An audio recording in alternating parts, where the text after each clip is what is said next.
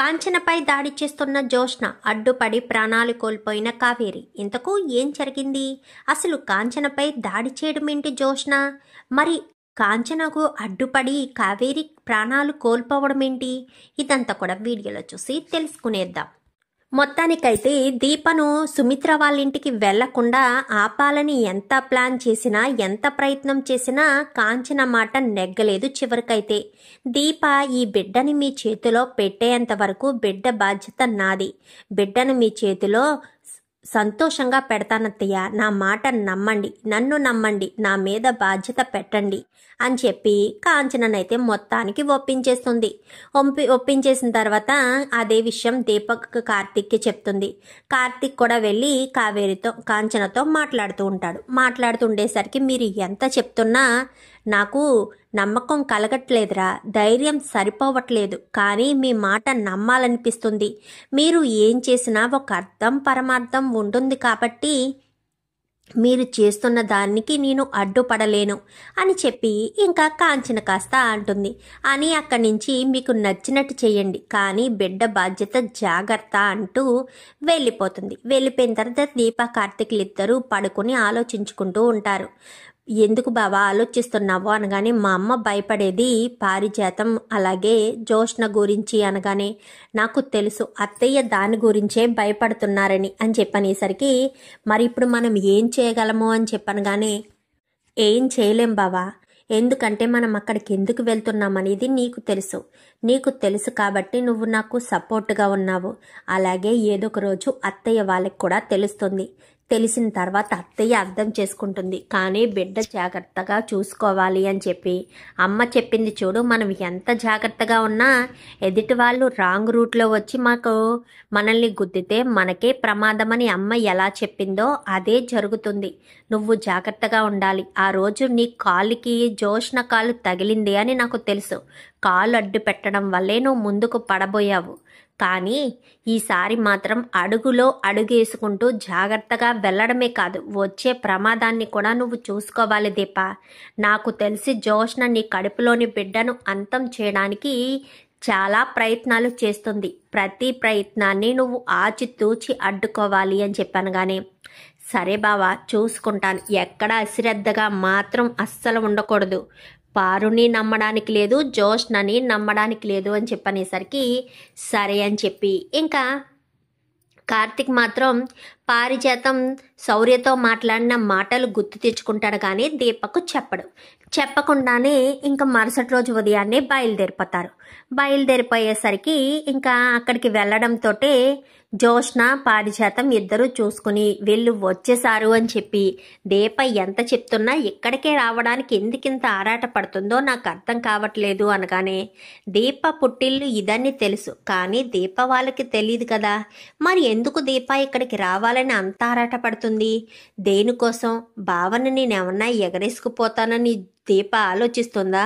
నా వంక కూడా చూడడు బావ. మరి అలాంటి తప్పుడు దీప ఎందుకు ఇక్కడికి రావడానికి అంత ఆతృత చూపిస్తుంది అని అనుకుంటూనే తన గదిలోకి వెళ్ళి కూర్చుని ఆలోచిస్తూ ఉండగా కాంచన ఫోన్ చేస్తుంది. ఏంటి ఎప్పుడూ లేనిది అత్త నాకు ఫోన్ చేస్తుంది అని చెప్పి ఫోన్ లిఫ్ట్ చేస్తుంది. ఏం చేస్తున్నావు జోష్న అని చెప్పాను. కానీ అదేంటత్త ఎప్పుడూ లేనిది నాకు ఫోన్ చేశావు, పైగా ఏం చేస్తున్నావు అని అలా అంటున్నావు అని చెప్పాను. కానీ నీ బుద్ధి ఎలాంటిదో నాకు తెలుసు కదా జోష్న, అందుకే నా కోడలు కడుపులోన బిడ్డ ప్రాణాలు ఎలా తీయాలా అని ఆలోచిస్తున్నావా? అది మాత్రం చెయ్యొద్దు జోష్న, నేను మాత్రం అస్సలు ఊరుకోను. దీపకు కానీ దీప కడుపులోని బిడ్డకు కానీ ఏదైనా నువ్వు ప్రమాదం తలపెట్టాలని చూస్తే మాత్రం నువ్వు మీ అత్తలో మరొక కాంచనను చూసే పరిస్థితి వస్తుంది అని చెప్పనేసరికి, ఏం మాట్లాడుతున్నావత్త? నేనెందుకు దీప కడుపులో బిడ్డను ప్రాణాలు తీయాలని చూస్తాను, దీపకు ప్రమాదం చూడాలని చూస్తాను అని చెప్పనేసరికి, నువ్వేంటో నీ మనస్తత్వం ఏంటో నాకు తెలియదు అనుకుంటున్నావా జోష్న? నీ గురించి నేను బాగా తెలుసుకున్నాను. ప్రతి క్షణం దీపను సాధించడానికే చూస్తావు నువ్వు. మరి అలాంటిది నువ్వు దీప కడుపుతో ఉంటే తనకు ప్రమాదం తలపెట్టవని ఎలా అనుకుంటాను? మొన్న దీప పడిపోవడానికి కూడా కారణం నువ్వే అని నాకు తెలుసు జోష్న. దీపకేమీ కాకుండా మా వదిన కాపాడింది కాబట్టి సరిపోయింది. ఇంకొక్కసారి ఇలాంటి పని నువ్వేదైనా చేసినా దీపకు ప్రమాదం తలపెట్టాలని, బిడ్డకు ప్రాణాపాయ పరిస్థితి తీసుకురావాలని ట్రై చేసినా నేను మాత్రం అస్సలు ఊరుకోను జోష్న. నిన్ను మాత్రం వదిలిపెట్టేది లేదు, అర్థమవుతుందా? మా అన్నయ్య వదిన విడిపోవడానికి నువ్వు కారణమైనా దీపే వాళ్ళిద్దరినీ కలపడానికి కారణమైంది. నువ్వు ఆ ఇంటి వారసురాలుగా ఉండడానికి ఏమాత్రం పని చేయని దానివి. కానీ మా నాన్న కొడుకు కూతురు మీద ప్రేమతో నిన్ను ఏమీ అనలేకపోతున్నాడు, నువ్వెన్ని తప్పులు చేస్తున్నా. అలాగని నువ్వు మా అమ్మ అంటే మా దీప కడుపులో ఉన్న బిడ్డ జోలికొస్తే మా నాన్న క్షమిస్తాడనుకుంటున్నావా? అస్సలు క్షమించడు. అసలే దీప కడుపులో ఉన్న బిడ్డ తన భార్య అని ఎంతగానో పొంగిపోతున్నాడు. తనకన్నీ మర్యాదగా చూసుకోవాలని, అన్నీ సాంప్రదాయబద్ధంగా జరగాలని కోరుకుంటున్నాడు. అది మాత్రం మర్చిపోకుండా అది దృష్టిలో పెట్టుకుని దీపక్ కొంచెం దూరంగా ఉంటే చాలా మంచిది, అది నీ ఉనికికే మంచిది అని చెప్పి ఒక రకంగా గట్టిగానే వార్నింగ్ ఇస్తుంది కాంచన. అయితే కాంచన అలా వార్నింగ్ ఇవ్వడం జోష్నకు నచ్చదు. జోష్న ఏదైనా సరే నాది అనుకుంటే నాకు సొంతమని అనుకునే మనస్తత్వం కదా. పైగా ఒకరు చెప్పింది వినడం చేతకాని మనస్తత్వం. మరి అలాంటిటప్పుడు కాంచన చెప్తే మాత్రం జోష్న ఎందుకు ఊరుకుంటుంది? అత్త నాకు ఫోన్ చేసి వార్నింగ్ ఇస్తుందా? ఆ కాల్ లేనిది కుర్చీలో ఉండేది నన్నేం చేస్తుంది? దాన్నే నేను లేపేస్తే ఈ రెండు కుటుంబాలు ఎలా కలుస్తాయో. ఇదంతా దీప వల్లే జరిగిందని, దీపను శాశ్వతంగా ఈ ఇంటి నుంచి దూరం చేసేయచ్చు. కావాలంటే అగ్రిమెంట్ కూడా క్యాన్సిల్ చేసేసి ఈ ఇంటి నుంచి శాశ్వతంగా వీళ్ళని పంపేస్తే ఏ గొడవ ఉండదు అని చెప్పి జోష్న కొంచెం తొందరపాటు నిర్ణయంగానే ఆలోచిస్తుంది.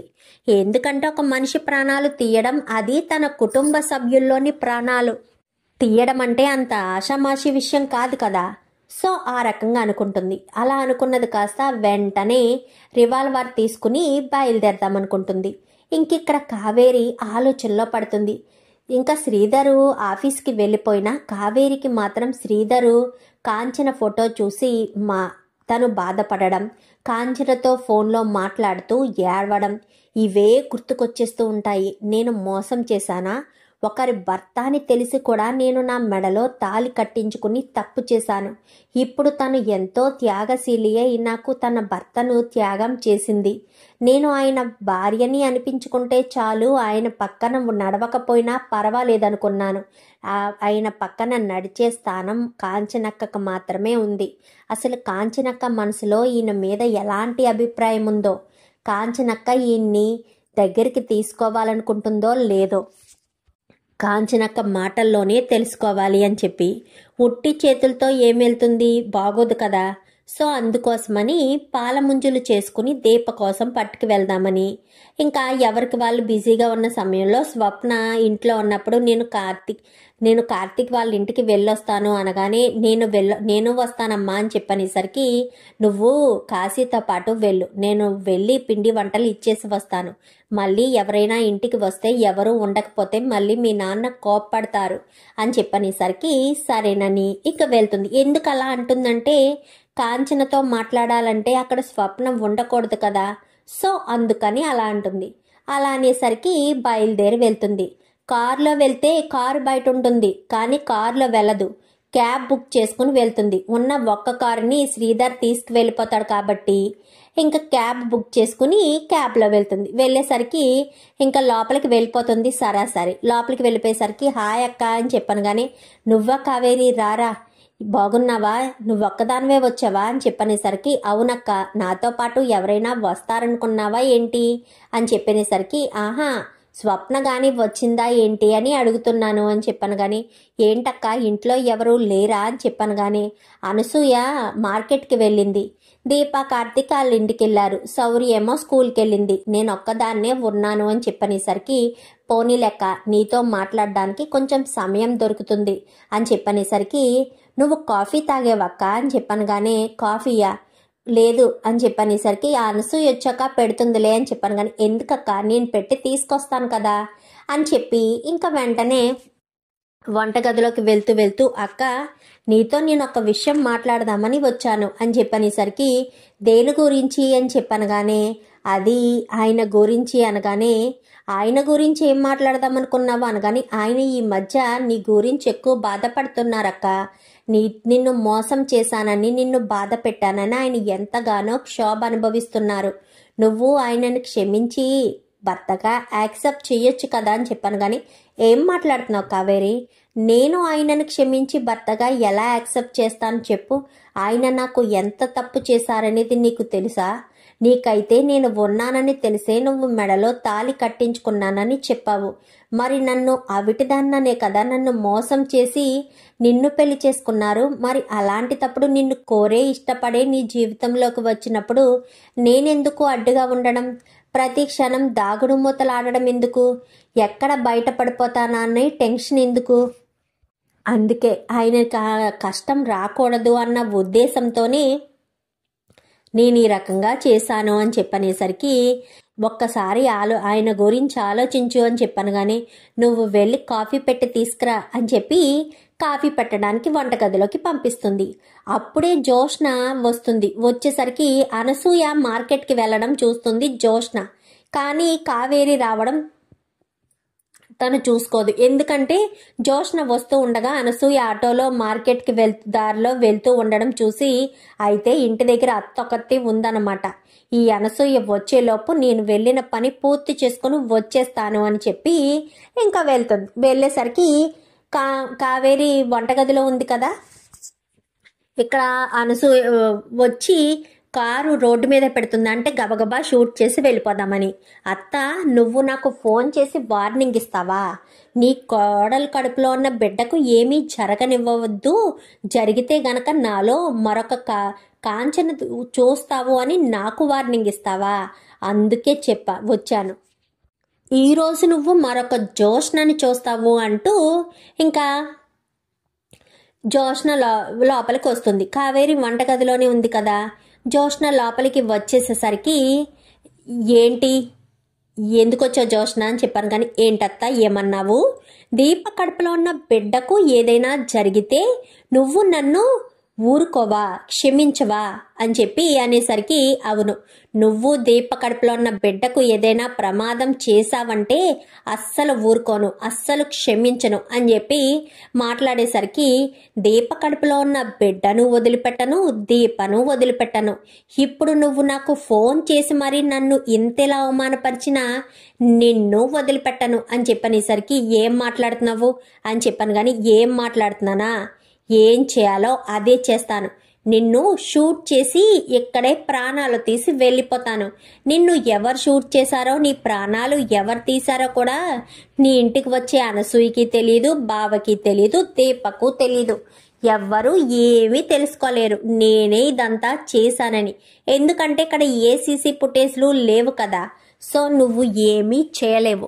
నేను వచ్చిన పని పూర్తి ఫినిష్ చేసుకుని వెళ్ళిపోతాను అంటూ ఇంకా గబగబా జోష్న గన్ను హ్యాండ్ బ్యాగ్లోంచి గన్న తీసి గురిపెడుతుంది. గురిపెట్టేసరికి జోష్న నువ్వు తప్పు చేస్తున్నావు జోష్న, ఆవేశంలో చేస్తున్న పనులకి చాలా బాధపడాల్సిన పరిస్థితి వస్తుంది అని చెప్పనేసరికి లేదత్తా, నేను ఆవేశంలో కాదు ఆలోచించే వచ్చాను.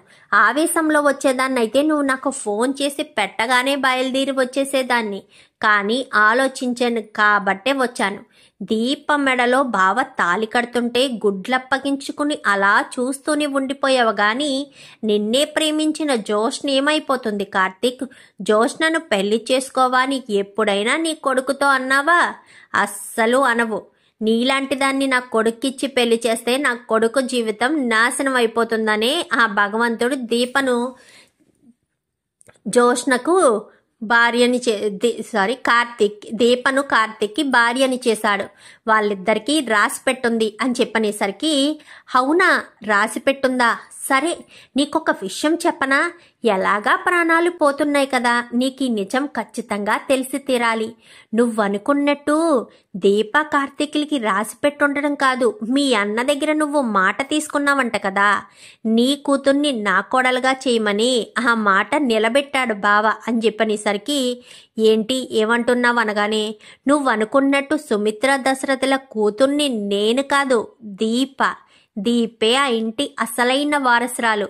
మరి నేనెవరు అనుకుంటున్నావా? నేనెవరనుకుంటున్నావు? పారిజాతం మనవరాల్ని, అంటే దాన కొడుకు దాసు కూతుర్ని నేను అని చెప్పనేసరికి ఒక్కసారిగా షాక్ అయిపోతుంది ఇంకా కాంచనైతే. అంటే దీప నా మేనకోడలా అని చెప్పాను కానీ, అవును దీపే నీ అసలైన మేనకోడలు. ఇప్పుడు నువ్వు ప్రాణాలు పోయిస్తున్నాయి కాబట్టి నీకు నిజం చెప్పాను. ఈ నిజం తెలిసిన నీ ప్రాణాలు తీయకుండా నేను అస్సలు ఊరుకోను. ఇప్పుడైతే నీకు టికెట్ కన్ఫర్మే అని చెప్పనేసరికి ఇంకా జోష్న అలా పడబోయే జోష్న షూట్ చేయడానికి సిద్ధపడటంతో కాంచన కాస్త జోష్నను కొంచెం పక్కకు తోసి ఇంకా తను వీల్ చైర్తో సైడ్కి గదిలోకి అంటే కావేరి ఉందన్న విషయం మర్చిపోతుంది ఆ కంగారులో. వీల్ చైర్ పక్కకు తోసేసరికి ఈ మాటలన్నీ వింటున్న కావేరి కాస్త మళ్ళీ జోష్న గన్ను గురి పెట్టడంతో ఇంకా షూట్ చేసేస్తుంది అన్న సిచ్యువేషన్కి వచ్చేసేసరికి అక్క అంటూ గబగబా వెళ్ళి కాంచనకి అడ్డుపడిపోతుంది. జోష్న ఆల్రెడీ ఫిక్స్ అయిపోయి ట్రిగ్గర్ మీద వేలు పెట్టింది కదా, ట్రిగ్గర్ మీద వేలు అలా కదిపేసరికి బుల్లెట్ కాస్త వెళ్ళి గుండెల్లో దిగిపోతుంది. ఇంకా అక్కడే అంటే కాంచన కాళ్ళ దగ్గరే అక్క అని చెప్పనేసరికి ఇది ఎక్కడొచ్చింది, ఇది ఎలా ఉన్నది అని చెప్పి అనుకుంటూ ఉండగానే ఇంకా కాంచన్ కూడా షూట్ చేద్దాం అనుకునేసరికి పక్కనే ఉన్న ఫ్లవర్ వాజ్ గెరపెట్టేసేసరికి జోష్న గబగబా అక్కడి నుంచి కాపాడండి అంటూ గట్టిగా కాంచన్ కేకలేయడంతో ఇంకా జోష్న గబగబా బయటికి వెళ్ళిపోతుంది. సో కావేరి అక్క అని చెప్పి అనగానే అక్క అని చెప్పనేసరికి నా చివరి కోరిక తీరుస్తావా అక్క అని చెప్పాను. కానీ చివరి కోరిక ఏంటి కావేరి, నిన్ను హాస్పిటల్కి తీసుకువెళ్తాను, అంబులెన్స్కి ఫోన్ చేస్తానంటూ వెంటనే అంబులెన్స్కి ఫోన్ చేసేసి కార్తిక్కి ఫోన్ చేసేసి చెప్పేసేసరికి ఇలా బుల్లెట్ తగిలింది, నువ్వు అర్జెంటుగా అంబులెన్స్కి ఫోన్ చేసి ఇక్కడికి రమ్మని చెప్పు కార్తిక్ అనేసరికి బుల్లెట్ అనుకుంటూనే వెంటనే ఫోన్ చేసేసరికి కార్తిక్ దీపక్ కూడా చెప్పకుండా మాస్టారు అంటూ ఇంకా శ్రీధర్కి చెప్పేసరికి వాళ్ళు వచ్చేసేసరికి కాంచన కరెక్ట్గా అంబులెన్స్ కూడా అప్పుడే వస్తుంది. వీళ్ళు వచ్చేసేసరికి అక్క అప్పుడే శ్రీధరు కార్తీక్ గుమ్మాలో ఉండేసరికి నా చివరి కోరిక తీరుస్తావా అక్క అని చెప్పనేసరికి ఏంటి చివరి కోరిక ఏంటి, నిన్ను బ్రతికించుకుంటాను, నాకు కాళ్ళకి శక్తి లేదంటే నిన్ను బ్రతికించుకునేదాన్ని అని చెప్పి బాధపడుతూ ఉంటుంది. ఆయనని క్షమించి ఆయనని భర్తగా యాక్సెప్ట్ చేస్తావా అక్క అని చెప్పనేసరికి అక్క నా చివరి కోరిక అక్క మాటివ్వక్క అని చెప్పనేసరికి ఇంకా ఏం చేస్తుంది కాంచన ఆ పరిస్థితిలో ఏం చేయాలో అర్థం కాక వెంటనే ఇంకా మాట కాస్త తన చేతిలో వేయించుకుని అలా ప్రాణాలు వదిలేసేసరికి చిన్నమ్మ అనుకుంటూ కావేరి అనుకుంటూ ఇంకా దగ్గరకు వచ్చేసరికి తన ఒడిలోనే అలా ప్రాణాలు వదిలేస్తుంది. ఇంకా కాంచన ఒళ్ళోనే తల పెట్టేసి పడుకుంటుంది. అసలు ఏం జరిగిందమ్మా అని చెప్పనగానే ఇంకా జరిగిన విషయం అంతా కూడా ఏడుస్తూ కాంచన చెప్పేసేసరికి శ్రీధర్ కాస్త మాటలు విని చాలా ఆవేశంలో అక్కడి నుంచి సరాసరి శివనారాయణ గారి ఇంటికి వెళ్ళిపోతాడు. జోష్న అంటూ పిలిచేసరికి జోష్న అప్పుడే టెన్షన్ పడుతూ పైనుంచి కిందకి వచ్చేసరికి జోష్న నా చెంప ఈ చెంప వాయిగొడతాడు. ఏమైంది శ్రీధర్, జోష్న ఎందుకు కొడుతున్నావు, ఏం జరిగింది అనగానే అక్కడ కావేరిని షూట్ చేసి ప్రాణాలు తీసింది మామయ్య అని చెప్పనేసరికి ఒక్కసారిగా అందరూ షాక్ అయిపోతారు. ఏం మాట్లాడుతున్నావు శ్రీధర్ అని చెప్పాను కానీ అవును అని చెప్పనేసరికి ఒక్కసారిగా ఇంకా అందరికీ చాలా ఆశ్చర్యం అనిపించేసరికి ఏంటి నువ్వు చెప్పేది నిజమా అనగానే అవును మామయ్య, ఇప్పుడు నేను అక్కడి నుంచే వస్తున్నాను అంటూ చెప్పడంతో ఇంకా కాంచనకు జోష్నకు చెమటలు పట్టేస్తూ ఉంటాయి. ఇంకా వెంటనే వీళ్ళంతా కూడా అక్కడికి పరుగు పరుగున వెళ్తారు. అక్కడికి పరుగు పరుగున వెళ్ళేసేసరికి అప్పటికే కార్తీక్ అంబులెన్స్లో హాస్పిటల్కి తీసుకువెళ్తాడు. హాస్పిటల్కి తీసుకువెళ్ళడంతో ఇంకా అక్కడికి ప్రాణాలు ఆల్రెడీ పోవడంతో కాశీకి, స్వప్నకి, ఇంకా దీపకి అందరికీ కూడా చెప్పేసరికి ఇంకా అందరూ కూడా అక్కడికి వచ్చేస్తారు. వచ్చేయడంతో ఇంక ఏం చేయాలో అర్థం కాదు జోష్నకు. ఇంకా నా పని అయిపోయింది, ఇంకా నన్ను ఎవరూ కాపాడలేరు అని అనుకుంటూ టెన్షన్ పడుతూ ఉండగానే పారిజాతం కాస్త చెంప పగలగొడుతుంది. అసలు నీకు బొద్దుందా? కావేరిని షూట్ చేయడం ఏంటే, నీకేమన్నా మెంటలా ఏంటి అనగానే, నిజానికి నేను షూట్ చేయాలనుకుంటుంది కావేరి అత్తను కాదు, షూట్ చేయాలనుకున్నది కాంచన అత్తని అని చెప్పాను. కానీ ఏంటి, కాంచనని షూట్ చేద్దామనుకున్నావా? నీకేమన్నా పిచ్చి పట్టిందా ఏంటే అని చెప్పనేసరికి, అవును, నాకు ఫోన్ చేసి దీప కడుపులో ఉన్న బిడ్డకు దీపకు ప్రమాదం తలపెట్టొద్దు అని చెప్పింది. అందుకు నాకు కోపం వచ్చి కాంచనని లేపేద్దామని అనుకున్నాను. కానీ అక్కడ నేను వెళ్ళేసరికి ఇంకా కావేరి అక్కడ ఉంది. నేను కాంచననే షూట్ చేస్తే కావేరి అడ్డుగా వచ్చి తన ప్రాణాలను కోల్పోయింది అని చెప్పి ఎంతగానో ఇంకా జోష్న చెప్పేసరికి పారిజాతం టెన్షన్ పడిపోతూ ఉంటుంది. ఇంకా నిన్నెవరూ కాపాడలేరే, మీ కాంచనత్త ఖచ్చితంగా సాక్ష్యం చెప్తుంది అని చెప్పనేసరికి, సాక్ష్యం చెప్పింది దీపే తన ఇంటి వారసురాలన్న విషయం కూడా తెలిసిపోయింది. ఇప్పుడు నేను ఏం చేయాలి అని చెప్పి అనుకుంటూ ఉంటుంది జోష్న. అయితే ఇంకా స్వప్న, ఇటు దాసు వీళ్ళంతా కూడా ఎంతగానో బాధపడతాడు. జోష్నకు వార్నింగ్ కూడా ఇస్తుంది ఇంకా స్వప్న. అయితే ఇంకా కార్తీక్ని పట్టుకుని నా అన్నయ్య అమ్మన్నయ్య అని చెప్పనేసరికి ఇంకా కార్తీక్ కూడా ఎంతో బాధపడిపోతాడు. ఎందుకంటే చిన్నమ్మ అని పిలిచిన అమ్మలాగే అనుకున్నాడు కదా.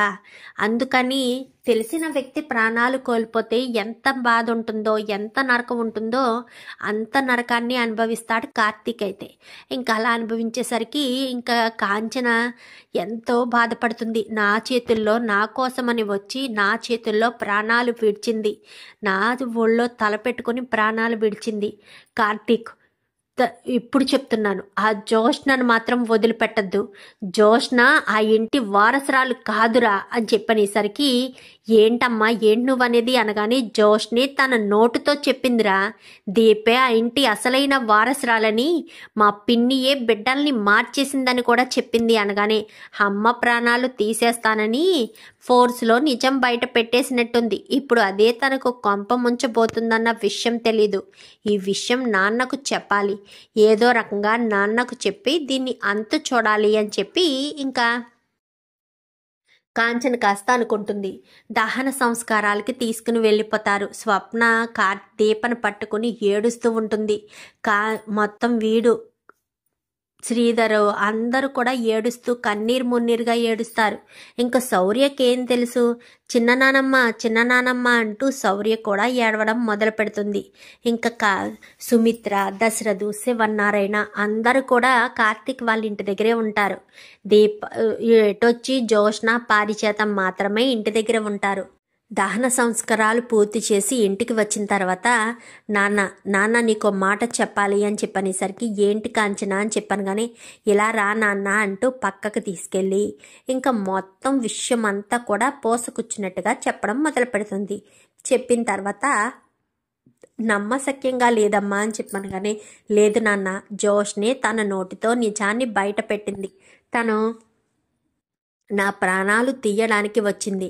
నన్ను షూట్ చేయబోయేసరికే కావేరి అడ్డు రావడంతో కావేరి ప్రాణాలు తీయడానికి కారణమైంది. అదే నా ప్రాణాలే తీయడానికి చేసేదేమో అని చెప్పి మాట్లాడేసరికి, జోష్నను మాత్రం ఎట్టి పరిస్థితుల్లోనూ వదిలిపెట్టను. నా కూతురు జోలికి వస్తే చూస్తూ ఊరుకుంటానా? అస్సలు ఊరుకోను అంటూ ఇంకా శివన్నారాయణ కాస్త అంటాడు. మరి ఇప్పుడు జోష్నకు ఎలాంటి శిక్ష విధిస్తారు, జోష్నకు బుద్ధి ఎలా తీసుకొచ్చేటట్టు చేస్తారు, ఇదంతా కూడా వీడియోలో చూసి తెలుసుకునేద్దాం. ఈ వీడియో కనుక మీకు నచ్చినట్లయితే వెంటనే లైక్ చేసి మా ఛానల్ని సబ్స్క్రైబ్ చేసుకుని పక్కనే ఉన్న బెల్ సింబల్లో ఆల్ పై క్లిక్ చేయండి. Thank you for watching.